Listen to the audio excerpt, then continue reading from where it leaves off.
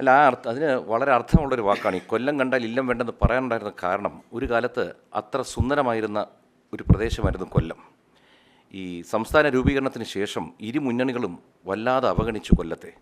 ഒരു തരത്തിലുള്ള വികസന പരിപാടികളുമില്ല. എന്നാൽ ആരെങ്കിലും വികസനം കൊണ്ടെന്നാൽ അത് ഏറ്റെടുക്കാൻ ധാരാളം ആൾക്കാരും. ഇപ്പോൾ നമ്മൾ എടുത്തു നോക്കിക്കഴിഞ്ഞാൽ ഇവിടെ റോഡിൻ്റെ വികസനം എടുക്കുക. നമുക്ക് ഹൈവേ എല്ലാം 40ഓളം വർഷം ഒരു തടസ്സത്തിൽ, ചെറിയൊരു കാര്യം പറഞ്ഞ് തടസ്സം വന്നിട്ട് അടച്ചിട്ടിരുന്നു. നമ്മളെല്ലാവരും കണ്ടതാണ്. നമ്മളെല്ലാം അന്ന് കഷ്ടപ്പെട്ട് ഇതിനകത്തൊരു പോകുന്നു. 2014 ശ്രീ നരേന്ദ്രമോദി ഭരണത്തിൽ വരുന്നു. അതിനുശേഷമുണ്ടായ മാറ്റം വാക്കാലല്ല, നമ്മൾ കാണാൻ കഴിയുന്നതാണ്. കാരണം ഹൈവേ തുറന്നു കിട്ടി. ഇപ്പോൾ അത് 2ാം ഘട്ട വികസനം 4 വരിയായിട്ട് നടന്നുകൊണ്ടിരിക്കുകയാണ്. ഇതെല്ലാം നമ്മൾ കാണുകയാണ്. പക്ഷേ ഈ റോഡ് വന്നു കഴിയുമ്പോഴത്തേക്ക് ഇവിടുത്തെ MP പറയുന്നു അവിടെ ബോർഡും കൊണ്ടുവച്ചിട്ട് ഞാനാണ് കൊണ്ടുവന്നതെന്ന്. ഇത് ഏത് കൊച്ചുകുട്ടികൾക്കും അറിയാം. ഇത് കന്യാകുമാരി മുതൽ പനവേൽ വരെ ഉള്ള ഒരു ഹൈവേ ആണ്. അതിൽ കൊല്ലം MPക്ക് എന്ത് റോളാണ്? തിരുവനന്തപുരത്ത് MPക്ക് എന്ത് റോളാണ്? ഇത് ഭാരത്മാല പദ്ധതി പ്രകാരമുള്ള റോഡാണ്. അതുകൊണ്ട് കൊല്ലം കണ്ടാൽ ഇല്ലം വേണ്ടെന്ന് പറയുന്ന ആ പഴയ കൊല്ലമാക്കിയെടുക്കാൻ നമുക്ക് എന്ത് ചെയ്യാം?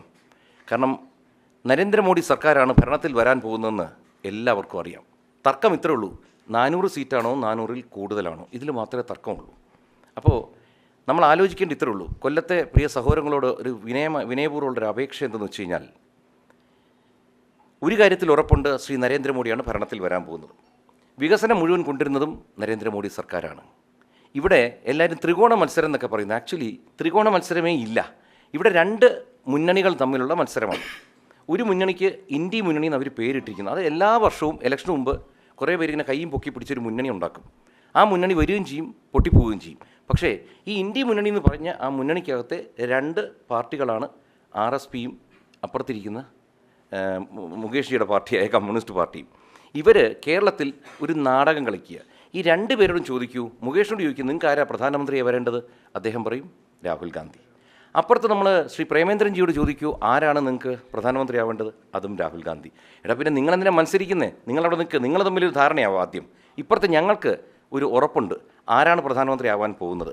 അപ്പോൾ പ്രധാനമന്ത്രി വന്നതിന് ശേഷമുള്ള വികസനം നമ്മൾ കണ്ടു കഴിഞ്ഞു. പ്രധാനമന്ത്രി വീണ്ടും ഭരണത്തിൽ വരാൻ പോകുന്നു. അപ്പോൾ കൊല്ലത്തിന് വികസനം വേണമെങ്കിൽ ഏത് പാർട്ടിയുടെ സ്ഥാനാർത്ഥിയെ വിജയിപ്പിക്കണം? സിമ്പിൾ ക്വസ്റ്റ്യനാണ്. അതുകൊണ്ട് വിനയപൂർവ്വം ഒരു അഭ്യർത്ഥന എന്ന് വെച്ച് കഴിഞ്ഞാൽ, ഒരു അട്ടിമറി വിജയം എന്നൊക്കെ പറയുന്ന പോലെ ഇവിടുത്തെ ജനങ്ങളൊന്ന് ചിന്തിക്കൂ. നിങ്ങളെ ഈ 10-60 കൊല്ലമായിട്ട് ചതിക്കുന്ന, വഞ്ചിക്കുന്ന ഈ 2 മുന്നണികളെ നമ്മൾ തൂത്തെറിഞ്ഞിട്ട് നരേന്ദ്രമോദിക്ക് അദ്ദേഹത്തിൻ്റെ കരങ്ങൾക്ക് ശക്തി പകരാനായി അദ്ദേഹത്തിൻ്റെ പാർട്ടി നിയോഗിച്ചിരിക്കുന്ന എന്നെ വിജയിപ്പിക്കണമെന്ന് വിനീതമായി ഞാൻ അഭ്യർത്ഥിക്കുകയാണ്. ഒരു ഉറപ്പും കൂടി തരാം, മോഡിയുടെ ഗ്യാരണ്ടി കൂടെയുണ്ട് കൃഷ്ണകുമാർ.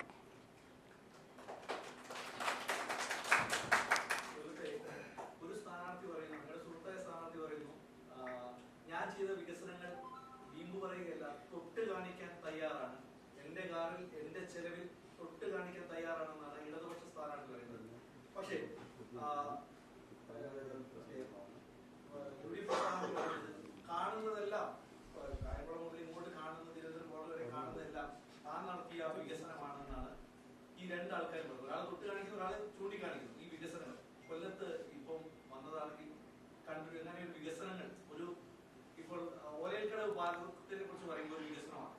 ഉണ്ടാക്കിയ ഒരു പാലം തുറന്നു കൊടുത്തിട്ടില്ല, 1.5 കൊല്ലമായി അങ്ങനെ കിടക്കുക, അത് തുറന്നു കൊടുത്തില്ല. അത്തരം ഒരു വികസനമാണ് ഉദ്ദേശിക്കുന്നത്. എങ്ങനത്തെ വികസനമാണ് കൃഷ്ണപാർട്ടിയുടെ ഒരു ഐഡിയ തോട്ട്?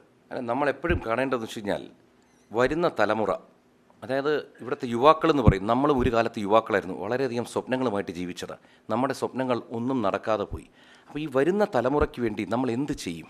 അപ്പോൾ നമ്മളൊരു ദീർഘവീക്ഷണത്തോടെ വേണം ചെയ്യാൻ. ഇപ്പോൾ ശ്രീ നരേന്ദ്രമോദി വീണ്ടും അദ്ദേഹത്തിലോട്ട് വരാൻ കാര്യം, നമ്മുടെ രാജ്യത്ത് പൊള്ളയായ വാഗ്ദാനങ്ങൾ കൊണ്ട് മാത്രം നമ്മൾ സുഖിച്ച് ജീവിച്ചവരാണ്.